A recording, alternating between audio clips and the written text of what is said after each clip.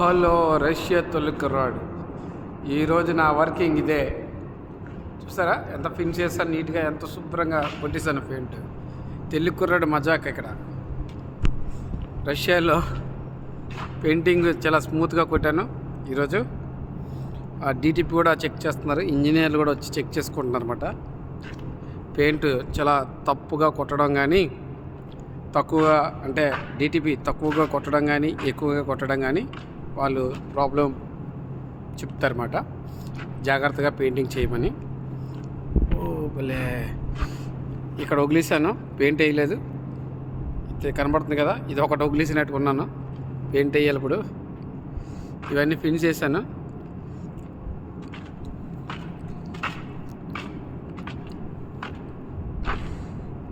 చూసారా ఎంత నీట్గా ఉన్నాయి, అన్నీ శుభ్రంగా ఉన్నాయా.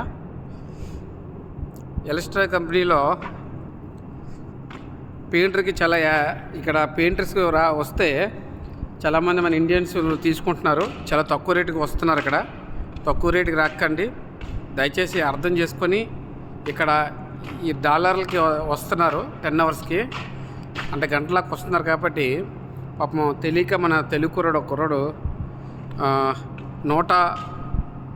1.5కి వచ్చాడు డాలర్కి. పాపం చాలా తక్కువ వాడికి డబ్బులు, తెలియకుంటూ వస్తాడు.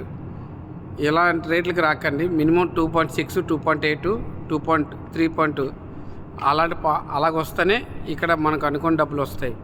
తక్కువ డబ్బులకు వస్తే మాత్రం అసలు జరిగే పని కాదు. వేస్ట్, రాకండి రష్యాలోని. మినిమం 2.5, 2.6 అయితే మినిమం 60,000 అలాగ వస్తుంది. అంతకుమించి తక్కువగా వస్తే మాత్రం మీకు చాలా ఇబ్బంది పడతారు ఇక్కడ. ఈ వీడియో చూసి ఎవరైనా మీ ఫ్రెండ్స్ ఎవరైనా రష్యా వెళ్తున్నారంటే ఈ రేట్లకు మాత్రం పంపించకండి, దయచేసి షేర్ చేయండి. ఓకే, భారత్ మాతకి జై. Thank you. ఈరోజు ఇన్ఫర్మేషన్ ఇదే.